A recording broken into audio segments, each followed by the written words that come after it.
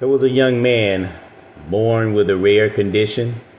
Doctors said, it would kill him before he reached his teenage years.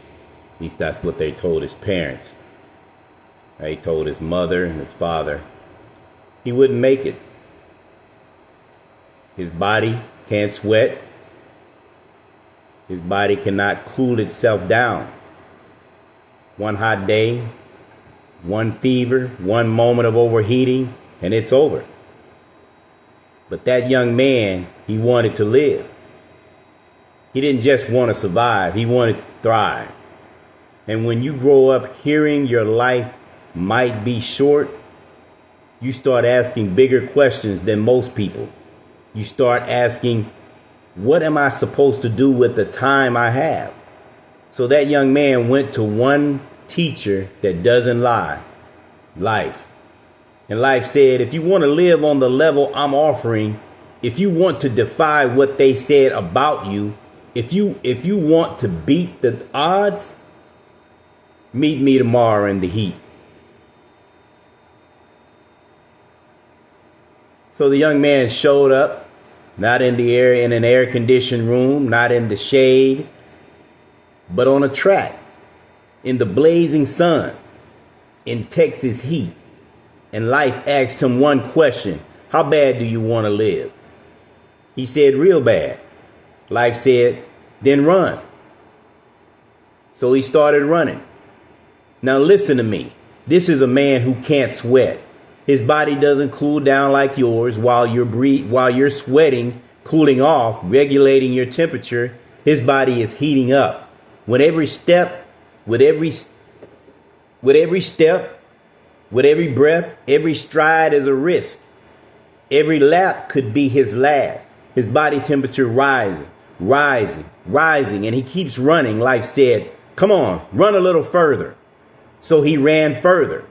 Heart pounding, temperature climbing, body overheating, doctor saying, this boy is pushing his body past what should be possible.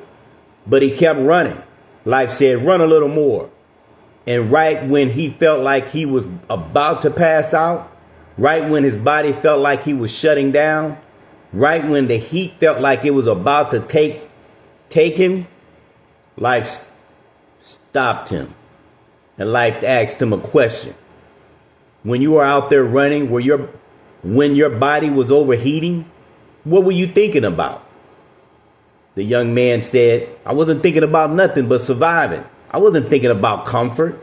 I wasn't thinking about what people said I couldn't do. I wasn't thinking about limitations. The only thing I wanted was the next breath, the next step, the chance to keep going.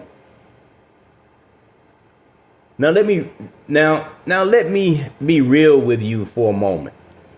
Years later in life, I heard a message from a man many of you know by Eric Thomas, the hip hop preacher. And he said something that hit me in my soul. He said, when you want to succeed as bad as you want to breathe, then you'll be successful. And when I heard that, it resonated with me in a way that most people might not fully understand.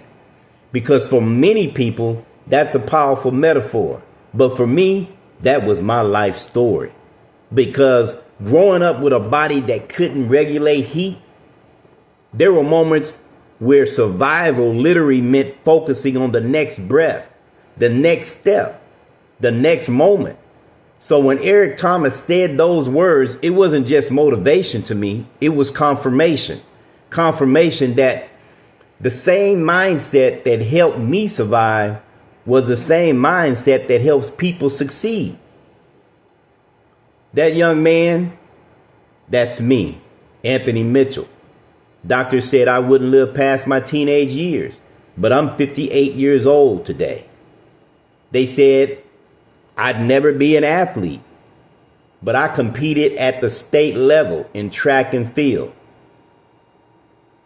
They said my body couldn't handle the heat, but I trained in Texas summers in track and basketball. They said my life would always be limited, But I wrote 6 books. 3 are on Amazon. I built 3 businesses. They said my body would fail. But I became an author, a speaker, and an entrepreneur. They said I'd have learning disabilities, but I was one of the first in my family to graduate from college with an associate's degree. Overcoming pressure. I have a book that I wrote called Leadership Under Pressure. Overcoming pressure, because life tries to silence you. You write your story anyway. Listen to me. You got to be willing to work when you can't see the finish line. You got to be willing to build when you can't see the blueprint.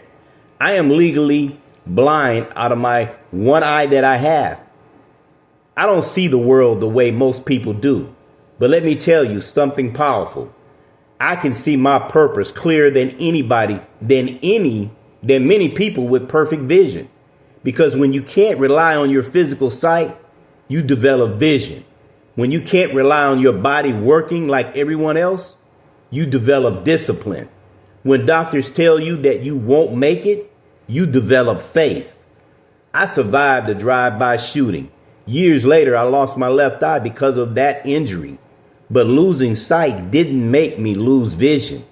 I survived armed confrontation. Doctors said I wouldn't make it to, they said I wouldn't make it to 18. But I'm still here. I'm still building, still running, still refusing to quit. But surviving wasn't enough for me. I wanted to give back. Growing up with a rare condition, there weren't many resources, not many communities, not many people who understood what it meant to live with something rare. So I started thinking, what if there was a place where people with rare diseases could come together? A place to share resources, a place to share strength, a place where nobody had to feel alone. So I began developing a platform called Rare Together, a community designed to connect people living with rare conditions. Because when you survive something rare, you don't just keep the victory to yourself. You turn it into hope for somebody else. Listen to me. My body was designed to fail under pressure. I can't sweat. But success doesn't require perfect condition. Success requires relentless commitment. When I was running on that track, I was thinking about my limitations. I wasn't thinking about my limitations. I was focused on the next step, the next breath, the next lap. That's the no sweat mindset. You don't wait for perfect conditions. You don't wait until it's comfortable. You move anyway. You build anyway.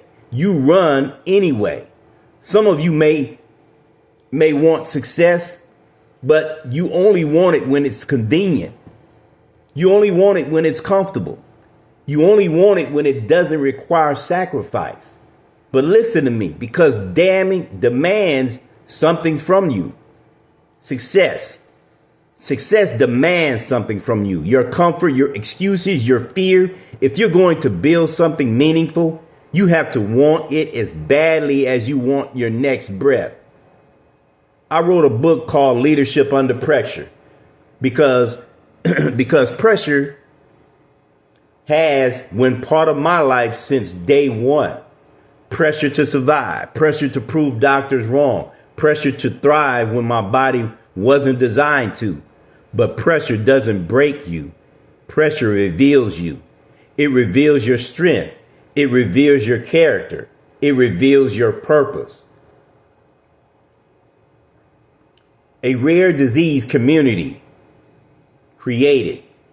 Doctors said I wouldn't live past my teenage years, but I'm still here at 58 years old, still running, still building, still providing and proving limitations don't define destiny. Your excuse is not bigger than my obstacle. Your fear is not stronger than my faith. Your doubt is not deeper than my determination. If a man who can't sweat run in Texas heat, if a man who's legally blind can build something build businesses. If a man doctor said would die young is still here today, then you, with your strength, your breath, your health, your opportunities, you have no excuses, none. Still waiting for perfect conditions? Stop waiting for permission. Stop waiting for life to get easier. Turn your pain into power. Turn your pressure into purpose. Turn your struggle into legacy.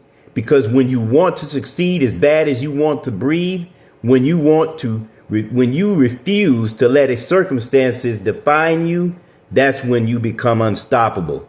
That's the no sweat mindset. That's leadership under pressure. That's the influence of voices like Eric Thomas, who reminded us what hunger looks like. And that's the Anthony Mitchell story. And it can become your story too. No sweat. Let's get to work.